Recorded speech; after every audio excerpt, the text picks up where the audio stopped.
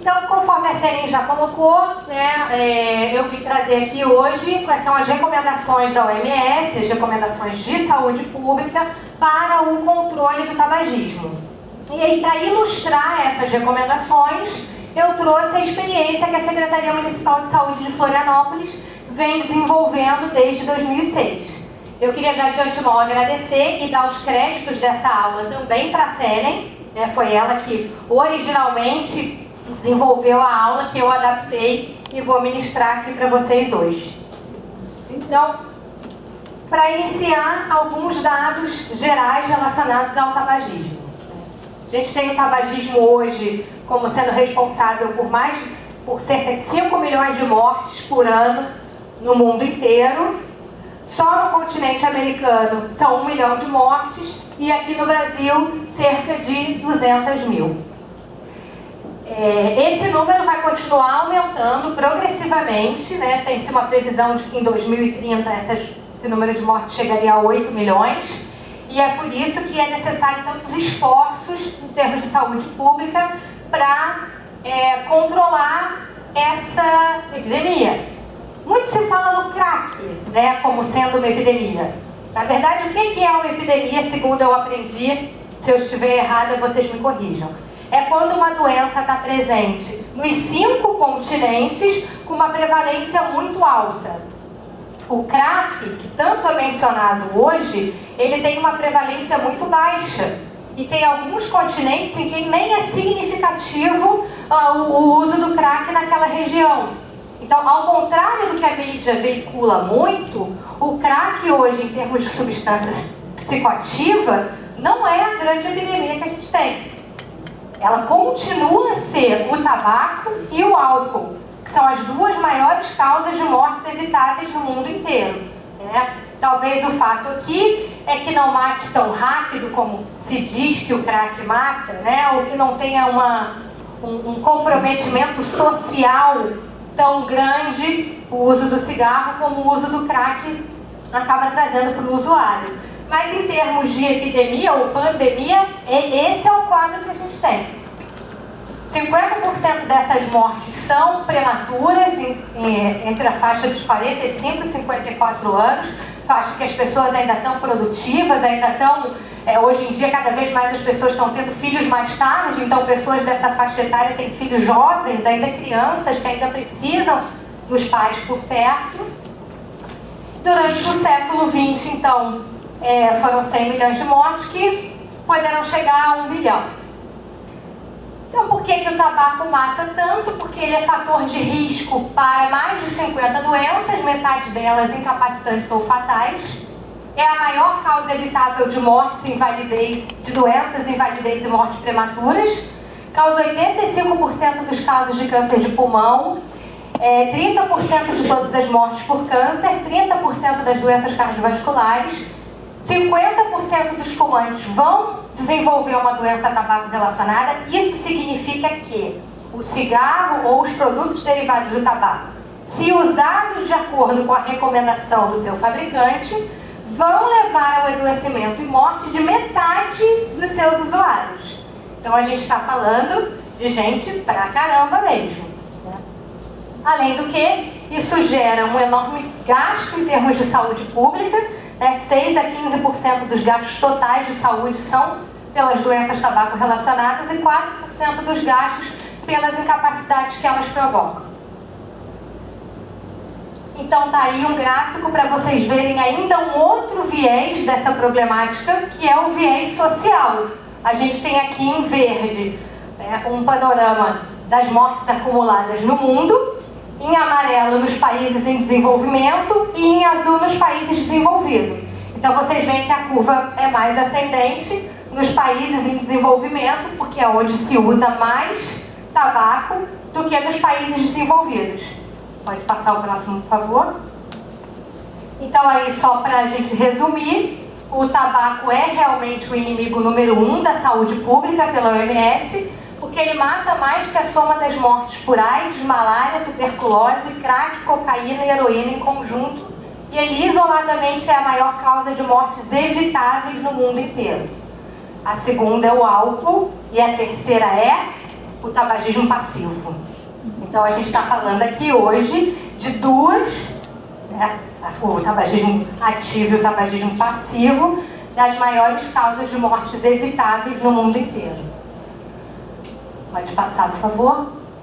Então, só comprovando, né, aquele outro slide anterior, antes da OMS que eu mostrei, como o viés social embutido no tabagismo é muito forte, né? Aqui no primeiro gráfico a gente tem o percentual de adultos fumantes por escolaridade. Então, quanto mais anos de estudo, menor é a prevalência do consumo de tabaco.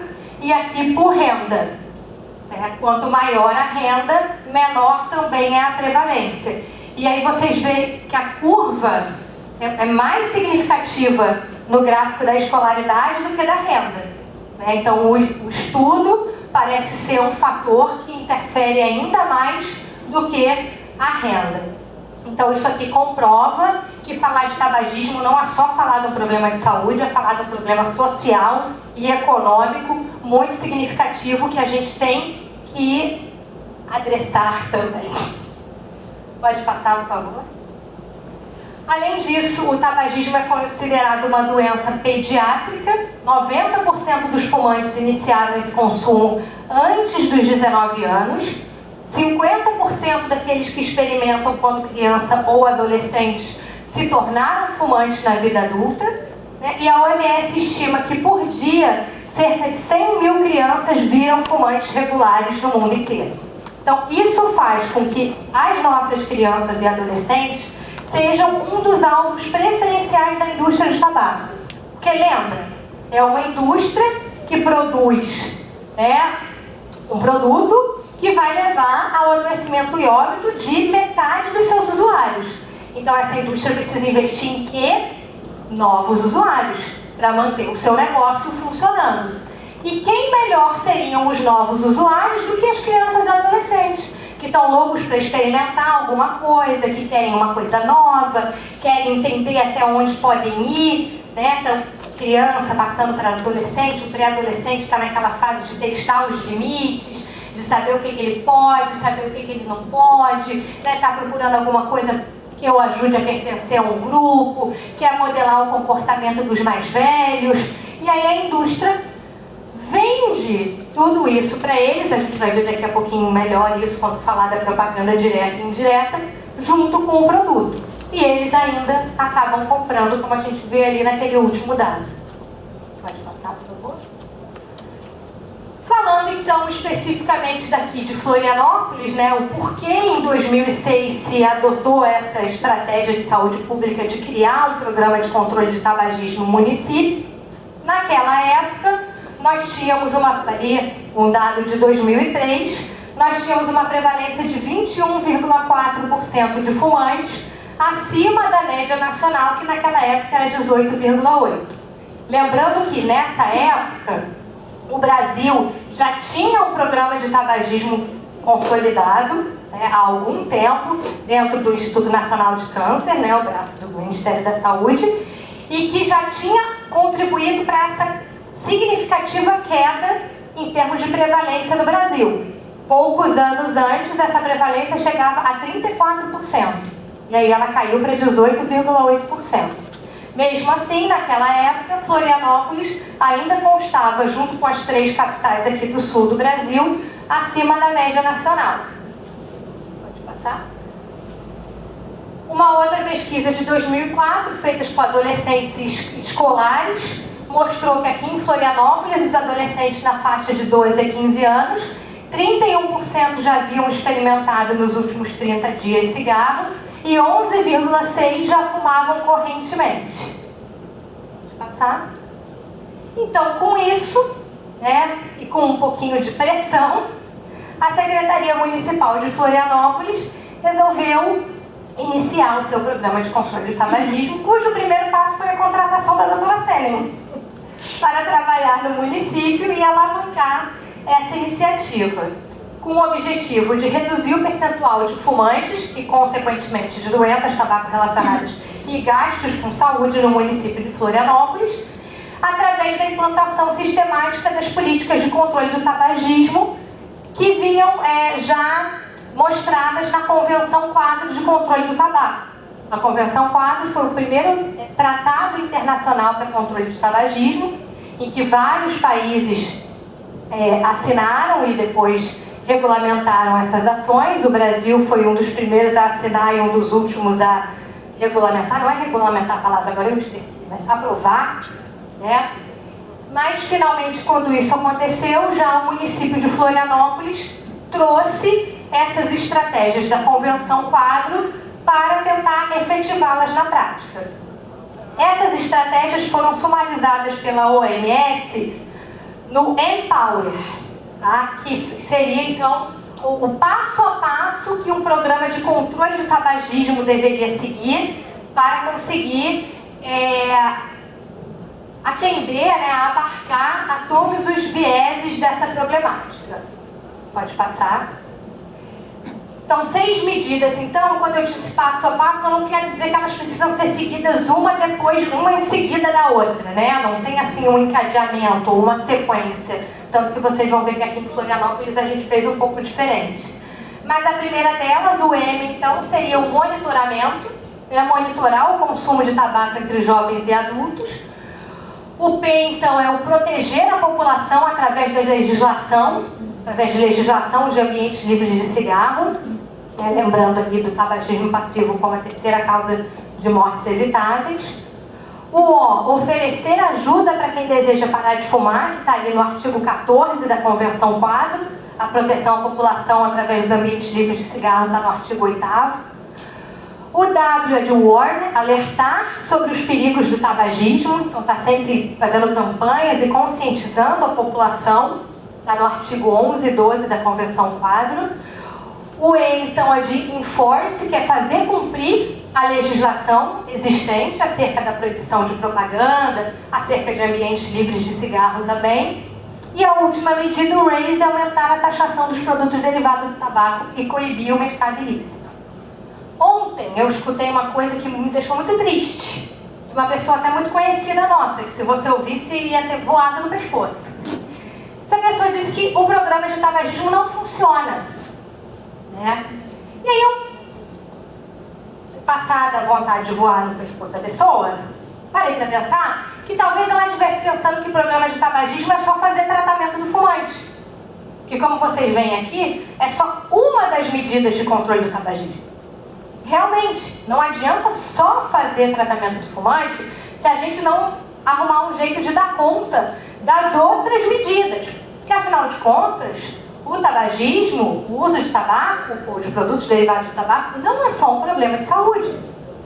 Como a gente viu brevemente ali, é um problema social, é um problema econômico. Tem a questão, por exemplo, a Senen estava falando dos agricultores, e aqui no sul do Brasil a gente ainda tem muitas famílias que sobrevivem da lavoura de fumo.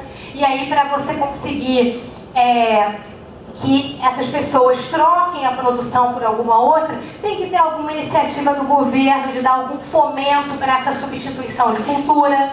Não basta apenas um dia, por exemplo, proibir, agora não se pode mais plantar fumo. Além do que, a gente nunca vai chegar a isso, porque o fumo está lá no brasão nacional, é uma das riquezas do nosso país. O Brasil é dos maiores produtores e exportadores de folhas de tabaco para o mundo inteiro. Então, realmente, não é uma questão só de saúde, e só fazer tratamento de fumante, em termos de saúde pública, não vai dar conta.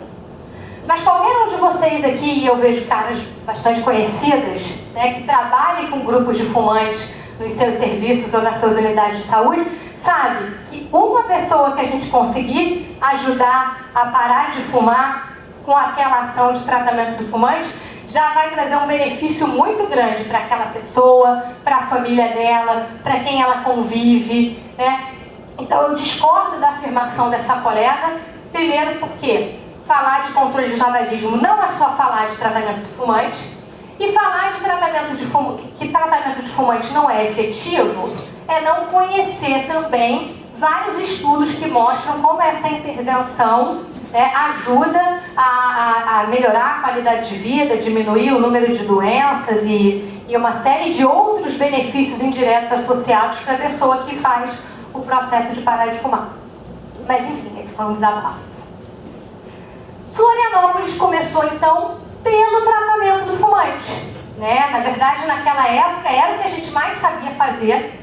O resto a gente foi correndo atrás de se capacitar durante, né, o processo. Então, era o que a gente sabia fazer. A gente vinha as duas da Secretaria de Estado da Saúde, onde a gente trabalhava com o programa de controle do tabagismo, capacitando os municípios a fazer a abordagem e tratamento do fumante pelo SUS.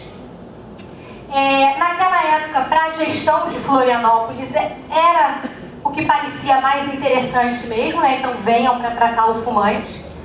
E aí a gente começou, então, a fazer capacitações para os profissionais de saúde do município, da atenção primária, mas sempre teve procura dos outros níveis de complexidade também, para fazer o aconselhamento e a cessação do tabagismo. Então, a gente seguiu o modelo do INCA, que é a capacitação em abordagem cognitivo-comportamental, tanto breve quanto intensiva, associado ao tratamento farmacológico de fácil acesso, que naquela época já estava disponível pelo SUS, estava iniciando a ser disponibilizado pelo SUS, e a gente ainda conseguiu aqui em Florianópolis que o município também comprasse uma parcela dessa medicação para a gente poder oferecer para os nossos usuários.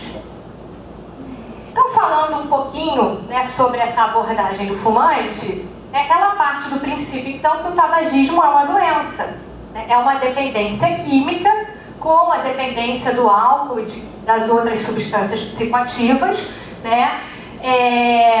Parte do consumo de uma substância psicoativa, que é uma substância que mexe com os padrões de funcionamento neuroquímicos, né, da neuroquímica cerebral. Essa substância, como todas as outras drogas de abuso, ela, quando é ingerida ou inalada, consumida pelo ser humano, ela chega rapidamente ao cérebro e tem a propriedade de atuar em cima de um sistema que a gente tem, que chama sistema cerebral de recompensa. Aqui é um sistema cerebral bem intrincado, que fica lá no mesencéfalo, perto do sistema límbico, que é o sistema das emoções, e que esse sistema é uma coisa que nós, seres humanos, temos para a perpetuação da nossa espécie. Não só seres humanos, como animais, né? A gente tem que todas aquelas comportamentos ou substâncias que auxiliam a preservação da espécie, elas são pontuadas nesse sistema cerebral de recompensa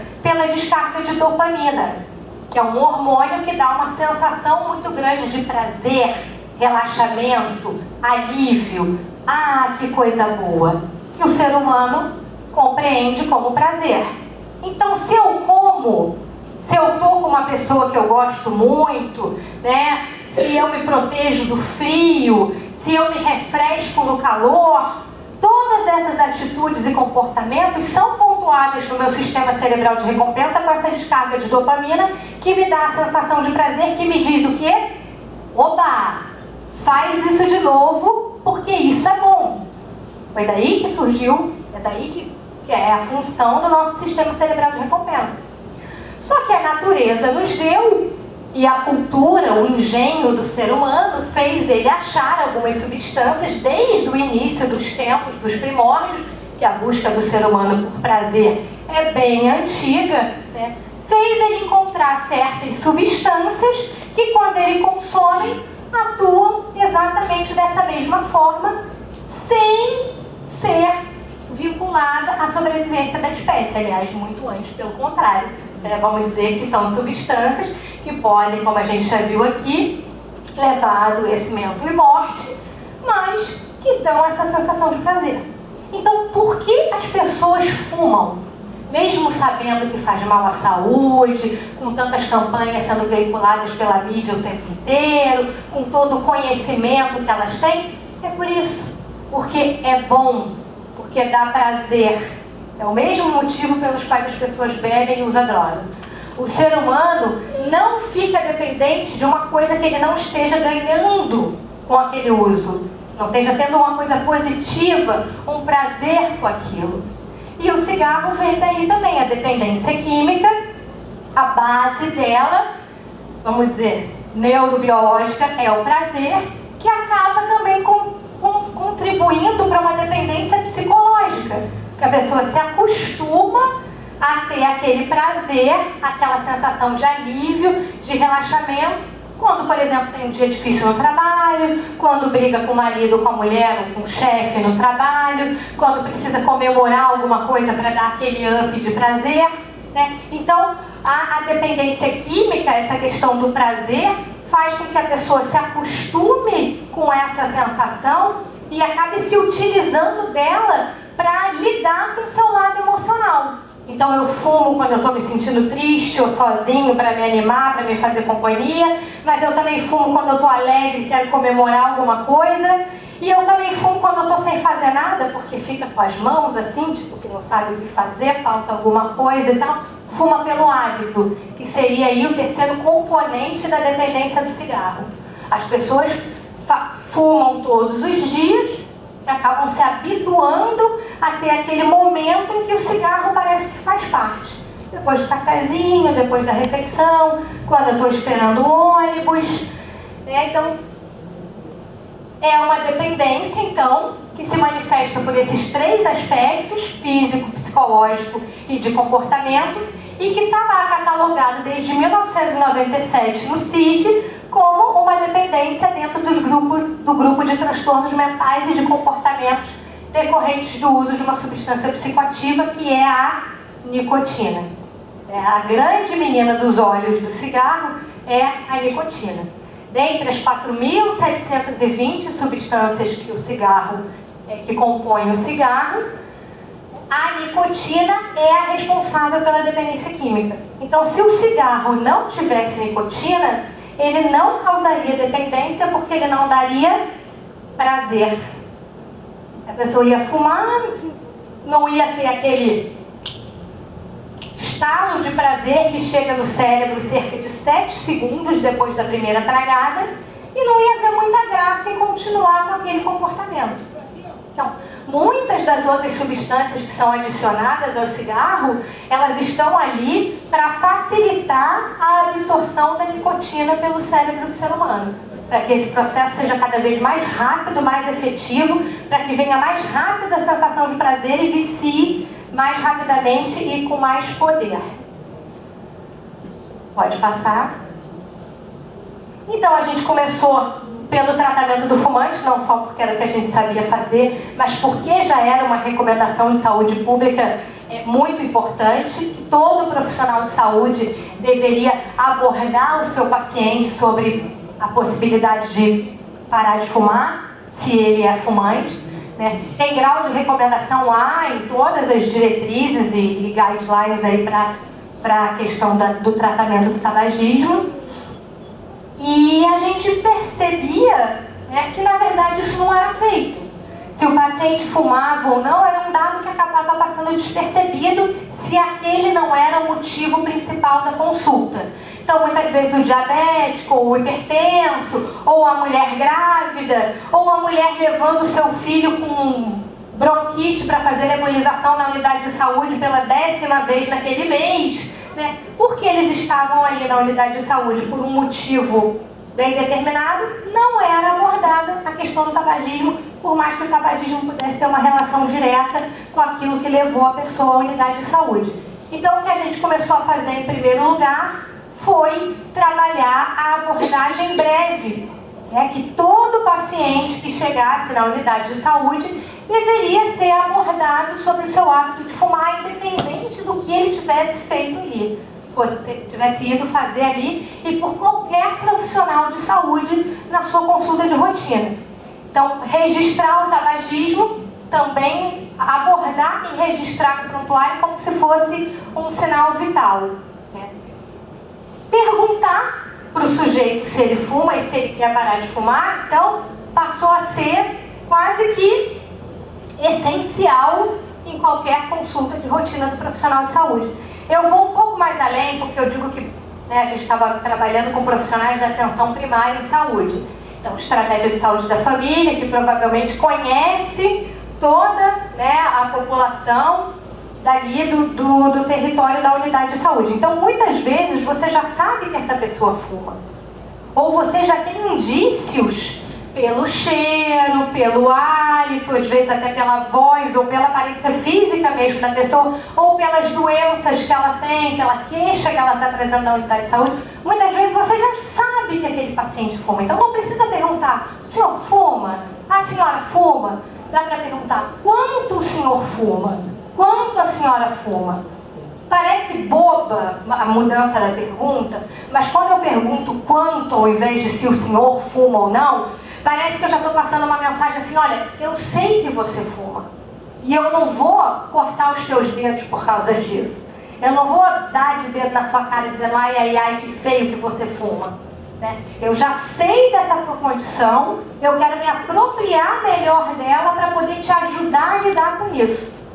Muitas vezes, se um profissional de saúde pergunta para um paciente se ele fuma, pode ter uma resposta defensiva de: não, que isso? Eu? Imagina! Por mais que tenha todos os indícios.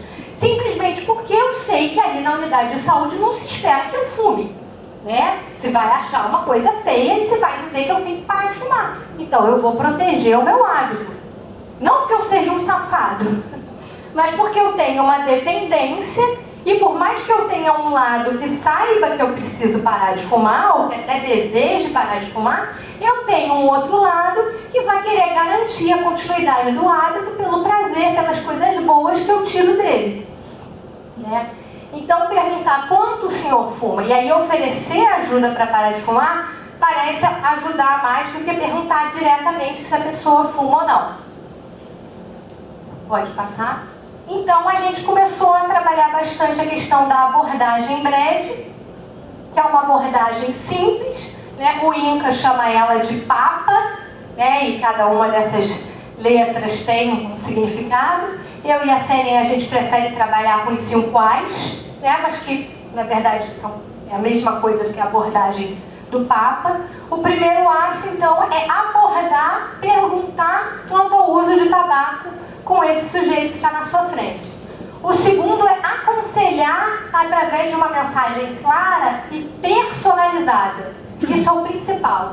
Não adianta o profissional de saúde ter um pacote pronto de dizer por que um sujeito não deve fumar. Porque muitas vezes o que motiva uma pessoa é totalmente diferente do que motiva uma outra pessoa. Então você precisa conhecer aquela pessoa que está na sua frente, conhecer quais são os motivos que talvez possa sensibilizá-la a deixar de fumar e aí direcionar o seu discurso nesse sentido, numa mensagem clara e pessoal, sem seguir uma regra. O terceiro A, então, é avaliar o grau de motivação que essa pessoa está em relação a parar de fumar, porque isso também pode modificar muito a minha abordagem. Se eu tenho uma pessoa que a gente chama de pré-contemplativa, que é aquela que ainda não despertou para a necessidade ou para a vontade de deixar de fumar. É aquela que vai dizer: ah, você fuma, mas eu estou vendo aqui que de repente isso pode estar ajudando a descompensar sua diabetes e tal. E aí o cara vai dizer: ah, bobagem, doutor. O meu avô fumou até 90 anos e morreu bem, feliz, cercado pela família e tal. Em compensação, meu primo de 20, ó, morreu outro dia atropelado, não fumava, era saudável, fazia atividade física, comia 5 frutas por dia, menos de 500 gramas de carne por semana e morreu. Essa pessoa está pré-contemplativa. Né? Não adianta você pegar essa pessoa e dar um conselho prático objetivo: olha, então de repente você pode frequentar o grupo de fumante ou tentar prestar atenção no seu uso de cigarros para ver que momento do dia você fuma mais. Essa pessoa ainda não despertou para essa necessidade. Então ela precisa ser trabalhada de uma outra forma. Então, dependendo do grau de motivação que a pessoa esteja, o aconselhamento vai em diversas linhas. Né? Por exemplo, se você pergunta para uma pessoa: você já tentou parar de fumar? E a pessoa diz: ah, eu já tentei umas 10 vezes, mas eu não consigo, mas eu queria muito, mas eu ainda não consegui. Pô, essa pessoa está super motivada, já tentou algumas vezes. Então, com ela já vale usar estratégias mais direcionadas para o parar de fumar em si. Então, esse terceiro A, do avaliar, é fundamental. Avaliar o grau de motivação e o grau de dependência daquela pessoa.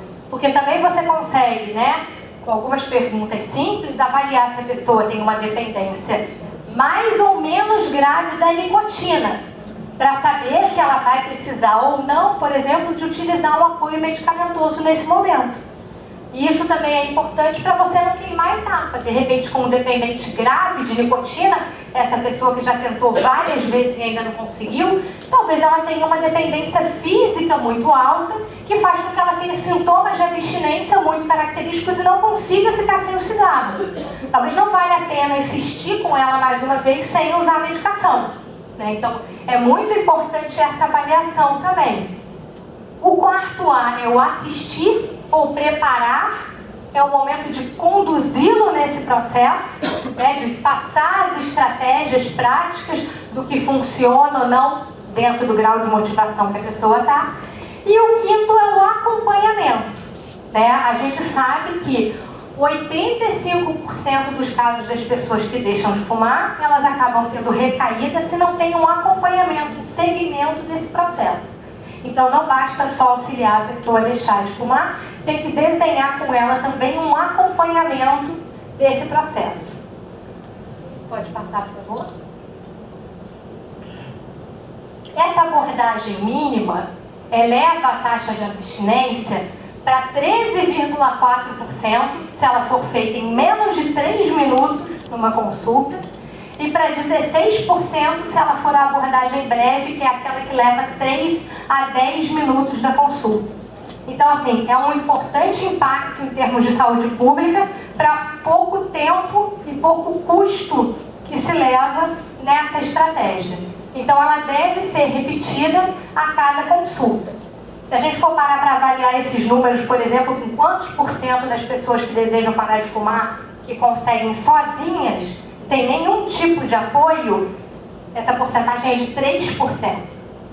Então, só o aconselhamento mínimo ou breve já consegue elevar bastante esse percentual. Pode passar. A abordagem intensiva já eleva mais ainda, tá? A gente tem aqui dados de 22,1% de pessoas sem fumar após um ano da intervenção. Isso é muito importante, tá, gente? Em termos de pesquisa, esses dados só são fidedignos depois que tem um ano que a pessoa deixou de fumar. Então, vocês que trabalham com grupo de tabagismo, por exemplo, vocês vão me dizer, ah, Renata, mas a pessoa assim que acaba as 4 sessões, quase 70% do grupo sai sem fumar. Esse dado aí seu está muito mais baixo. Sim, sai sem fumar. Mas e um ano depois? Né? No primeiro ano, ainda é muito grande o perigo das recaídas. Então, é por isso que o tratamento tem que ser desenhado dessa outra sessão de acompanhamento ou seguimento, para poder garantir que essa taxa de abstinência não vai cair muito mais do que ela naturalmente já está. Então, como é que é a abordagem intensiva? A gente ajuda a unidade ou serviço de saúde a se estruturar de forma a atender o paciente primeiro numa entrevista individual, para fazer, entre várias outras coisas, o teste do grau de motivação e o teste de Fagerstrom, que diz a dependência física dele, se é alta, média ou baixa. E aí, pelo modelo do INCA, são 4 sessões estruturadas de 1h30 de duração, preferencialmente em grupo, mas que também podem ser individuais, e o modelo do INCA também pode, e é muitas vezes adaptado para a realidade da unidade de saúde ou do serviço. Então, às vezes tem mais ou mais, um pouco mais de sessões, menos eu nunca vi realmente. Mas, né, então são reuniões ou consultas para falar diretamente sobre o tabagismo, diferente da abordagem breve, que é aproveitar uma oportunidade, uma janela de oportunidade daquele seu atendimento de rotina para inserir o assunto. E só vale realmente se você conseguir desenhar as sessões de manutenção. Na abordagem intensiva, então você tem mais condição de ver a necessidade de prescrição ou não do apoio medicamentoso que possa auxiliar nesse processo. Pode passar, por favor. Tanto a abordagem breve quanto a intensiva, elas têm que estar baseadas na entrevista motivacional, que é uma técnica que nos ajuda a lidar com a ambivalência do sujeito. A ambivalência é justamente quando parece que o sujeito tem duas vontades. Por um lado, ele gostaria de continuar fumando por uma série de razões, mas por outro, ele sabe que precisa parar por outra série de razões. Então, a entrevista motivacional vai ajudar a gente a lidar com essa balança emocional que o sujeito vai estar passando, tentando fazê-lo pender para o lado da mudança de comportamento. E está mais do que descrito na literatura que essas técnicas motivacionais são efetivas em motivar os fumantes a realizar tentativas para deixar de fumar. Pode passar. A entrevista motivacional, então, é uma técnica que nos dá a habilidade de não confrontar o paciente, tá? Não entrar numa disputa com ele, principalmente com aquele paciente pré-contemplativo que ainda gostaria de continuar fumando, faz com que a gente não fique argumentando e contra-argumentando com ele, pode passar. Mas que a gente desenvolva uma flexibilidade para ir desviando de todas aquelas argumentações negativas que ele vai dar para a gente a cada coisa nova que a gente propõe, né? E tentar sempre por um outro lado. Então aí alguns folhetos, né? Esse aqui é o do INCA, que fala um pouco da abordagem breve para deixar de fumar, então que a ideia era que ficasse disponibilizado em todas as unidades de saúde. Como ele vinha em muito pouca quantidade, a gente conseguiu uma época no município fazer esse aqui, que davam as 4 dicas principais para se deixar de fumar, que são os 4 A's: água, alimentos de baixa caloria, atividade física e ar. Respirar, meditar, relaxar.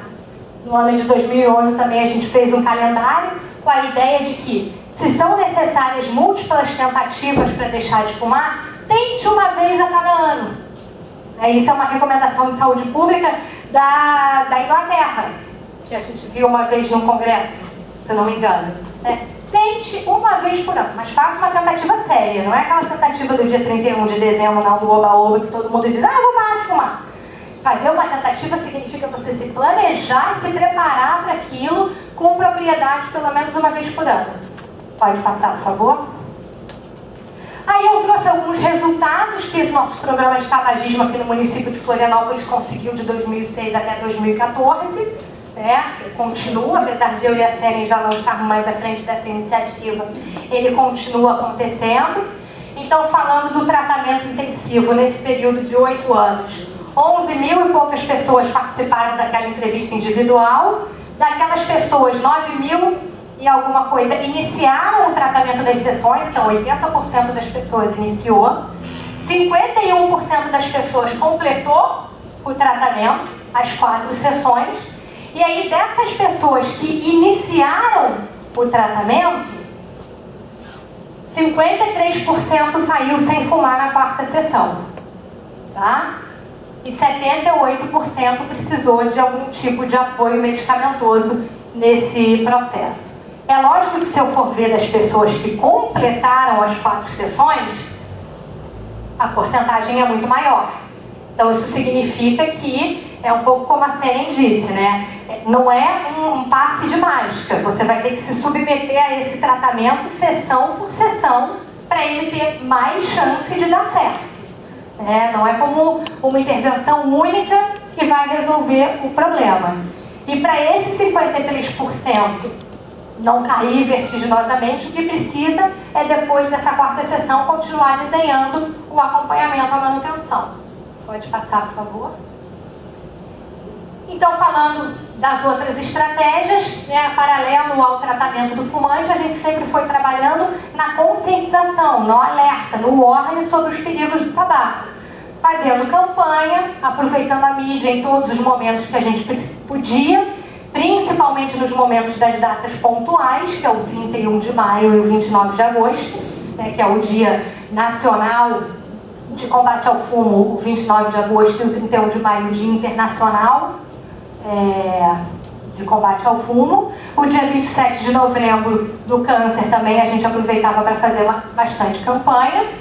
E aí tem algumas fotos, pode passar, que são da Sênia e de todas as campanhas que foram lideradas por ela. Não sei se você quer falar um pouquinho, mas assim, sempre a gente procurava utilizar a mídia e passar informações importantes que pudessem motivar as pessoas a realmente pensar em parar de fumar. Sair um pouco daquela coisa só de que faz mal para a saúde, né? Então, usar o apelo estético, para os homens usar a questão da impotência sexual. Pode passar, por favor.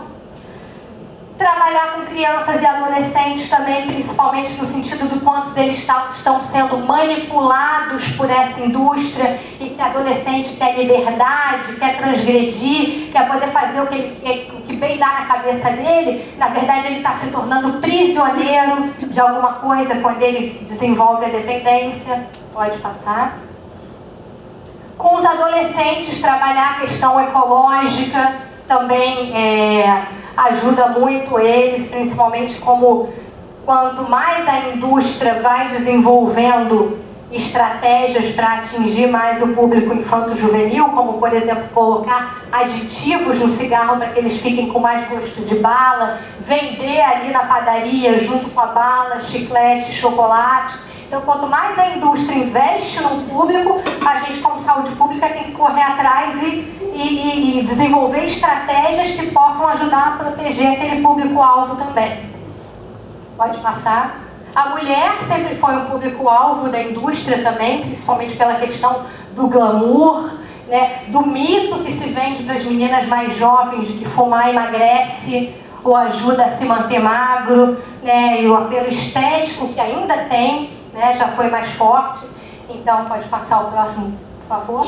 Também a CNE desenvolveu uma campanha, essa eu nem estava no Brasil, então ela poderia falar com mais propriedade, mas eu te escrevia. Me escrevia, me mantinha sempre atualizada. Então, uma campanha de que as mulheres não precisam do cigarro, elas não precisam depender de nada, né? Você conquistou o seu espaço, é dona do seu próprio nariz, não deve nada a ninguém. Não é do cigarro que você vai ficar dependente, né? Qual é a água? Então, o apelo era mais ou menos esse, né? O que eles vendem não é o que você leva. Você pode muito mais sem o cigarro. Então, aproveitar o espaço que a mídia dá para esse assunto, sim, para tentar sensibilizar as pessoas com mensagens que possam ser mais até divertidas, né? E que aí possam atingir melhor essas pessoas do que só aquelas recomendações de saúde que todo mundo já conhece, que já vem lá no maço do cigarro. Pode passar, por favor. Aqui numa outra vida, as duas ali numa outra vida, né? Fazendo fórum de mobilização social também, tentando trabalhar a intersetorialidade da questão do tabagismo, trazendo sumidades da área para falar sobre o assunto. Pode passar, por favor. As unidades de saúde sem cigarro também foi não foi fácil, e eu sei que até hoje ainda tem algumas unidades de saúde, infelizmente, dentro da prefeitura, que ainda não são 100% livres de cigarro, né? Mas também foi uma conquista, uma batalha que se iniciou no CEPOM, na verdade, e aí serviu como modelo para a Secretaria Municipal de Saúde. Pode passar, por favor. As escolas serem ambientes livres de cigarro, eu tenho um pouco de impressão que nas escolas foi mais fácil do que nas unidades de saúde. Teve mais aceitação do que nas unidades de saúde. Então, hoje em dia, todas as escolas da prefeitura têm, da prefeitura, né?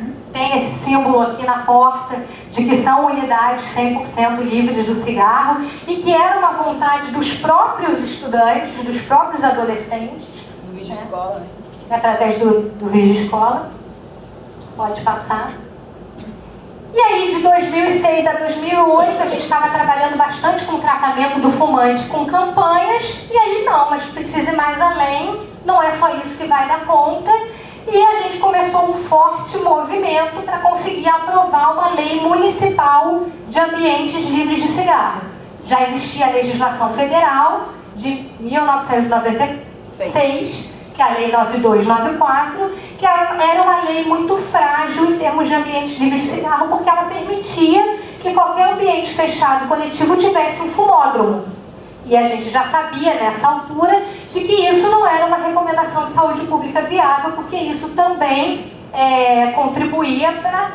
Não era efetivo. Muitas vezes o restaurante, por exemplo, pegava e botava só uma fileira de plantas entre a ala dos fumantes e a ala dos não fumantes. O avião deixava as últimas poltronas para os fumantes, como se a fumaça não fosse passar lá para frente, né? Então, assim, a gente já sabia que isso não ia resolver a situação, mas era a lei federal. Alguns outros estados e municípios já tinham começado o movimento de aprovação de leis municipais mais fortes e a gente começou aqui também. Teve um lobby muito grande da indústria, foi muito difícil, a Sênia tem uma série de histórias ótimas para contar sobre isso, que se não fosse em 5 minutos eu pedia para ela contar, né? E de coisas que foram oferecidas, né, de agressões que sofremos para que essa lei não fosse aprovada, mas finalmente, pode passar, em novembro de 2009, saiu a Lei 8.042, que a gente batizou informalmente de Floripa Sem Fumaça, e que era a lei que garantia os ambientes fechados fossem 100% livres de cigarro, sem ter fumódromos. Pode passar. Nessa época a gente fez também um treinamento da vigilância sanitária para que nos ajudasse na fiscalização desses ambientes. Bares, boates, restaurantes começaram a aderir à lei, mas a gente teve um probleminha com o E, do M-Power, que é o fazer cumprir a legislação. É que mesmo com o treinamento da vigilância sanitária, mesmo com toda a campanha de educação e conscientização que foi feita antes da lei, né, ainda existia muita pressão, né, se trabalhava com o dono do estabelecimento comercial de que ele ia perder clientes se ele tirasse o fumódromo e coisa e tal. Então, assim, a gente ainda via que essa lei era muito facilmente burlada, né? Uma outra lei que a gente também teve bastante dificuldade, tem até hoje, de fazer cumprir, é a lei da proibição da propaganda, promoção e patrocínio. Porque existem dois tipos de propaganda. Existe a propaganda direta e a propaganda indireta. A propaganda direta do cigarro já está banida, mas a propaganda indireta, e a indústria se usa de várias estratégias para isso, como, por exemplo, o corpo a corpo, né? Sempre com pessoas muito bonitas, jovens, sedutoras, em pontos que a população alvo é a população jovem, né? A gente ainda não conseguiu fazer valer algumas coisas. Pode passar. Tem uma mudança muito grande agora, que em dezembro de 2014, finalmente foi regulamentada uma lei federal muito mais forte em relação à questão do cigarro, que é a Lei 12.546, que foi aí batizada com o nome péssimo de lei anti-fumo, porque anti é horrível para qualquer coisa, né, mas tudo bem. Mas essa lei já estava aprovada desde 2011. Então o lobby da indústria para a tramitação dessa lei até ela ser regulamentada foi muito grande. Essa lei, então, extingue os fumódromos em nível federal, e isso dá força para as leis municipais também, porque a gente ouvia até então, mas a lei municipal ela não tem tanta força como a lei federal. Se a lei federal permite, então a gente ainda pode ter o fumódromo. Agora a lei federal não permite mais. Acaba com a possibilidade de propaganda comercial de cigarro, mesmo nos pontos de venda, mesmo em padaria, né? Só era permitida a publicidade onde se vende cigarro. Mas isso tem um período para ser colocado em prática, que se não me engano é até 2016. Fica liberada apenas a exposição dos produtos, mas acompanhada sempre por mensagens sobre os males provocados pelo fumo. E os fabricantes terão que aumentar no próprio produto os espaços para os avisos sobre os danos causados pelo tabaco. Isso é um caminhar, né? Existem países do mundo que já conseguiram, por exemplo, fazer o maço genérico. O maço de cigarro não tem nada, não tem nenhuma imagem, não tem nenhuma cor, não tem nada que possa ser apelativo para o consumidor. Ele é um maço igual para todas as marcas e que quando a pessoa vai comprar não está exposto ali de maneira a seduzir, né? Está guardado num balcão, está fechado num armário, né? Essas são estratégias muito eficazes de saúde pública para diminuir o consumo, né? Não só de saúde, estratégias eficazes de uma maneira em geral para diminuir o consumo, que a gente no Brasil ainda está caminhando, e aqui em Florianópolis a gente está muito atrelado também a esse movimento nacional. Algumas coisas não se conseguem fazer enquanto em nível federal não acontecerem. Pode passar. Um outro exemplo disso é o RAISE, que é o aumentar a taxação dos produtos derivados e coibir o mercado ilícito. A gente até teve uma tentativa de algumas reuniões para falar sobre a situação do contrabando. O contrabando de cigarros ele é estimulado pela própria indústria do tabaco, né? Que o produto continue a ser usado. né? Quanto mais a gente avança no sentido de coibir a venda e o consumo do produto, eles vão buscando outras maneiras, outros subterfúgios para continuar fazendo com que a população tenha acesso àquele produto que causa dependência e que aí no dia que ela não tiver o do contrabando para comprar, ela vai comprar lá o oficial da marca tal, né? Então isso também é um movimento que depende de nível federal, então ainda estamos vivendo. Pode passar. Para concluir, em 1 minuto, né, todas essas medidas fizeram com que Florianópolis, por exemplo, em 2011 já figurasse no 9º, ao invés da 3ª capital em prevalência de fumantes, passou para a 9ª, com um percentual de 14%, ao invés daqueles 18,8% no início. Pode passar. E aí, né, só para concluir, outros dados do monitoramento, que seria ali a primeira medida do Empower, alguns outros dados que mostram como essa prevalência realmente vem diminuindo, varia um pouco de acordo com o instrumento, com a pesquisa que foi utilizada, mas essa prevalência vem realmente diminuindo no município de Florianópolis. Então aquela pessoa está realmente enganada. E vale a pena fazer controle do tabagismo? Sim. Pode passar? Não podia deixar de mostrar o meu bebê fazendo campanha aqui ano passado, no dia 31 de maio, quando ele tinha 8 mesezinhos ainda. Aí são as referências, a aula fica disponibilizada. É pouco tempo para falar de tanta coisa. Eu espero que eu tenha conseguido passar a mensagem. Obrigada.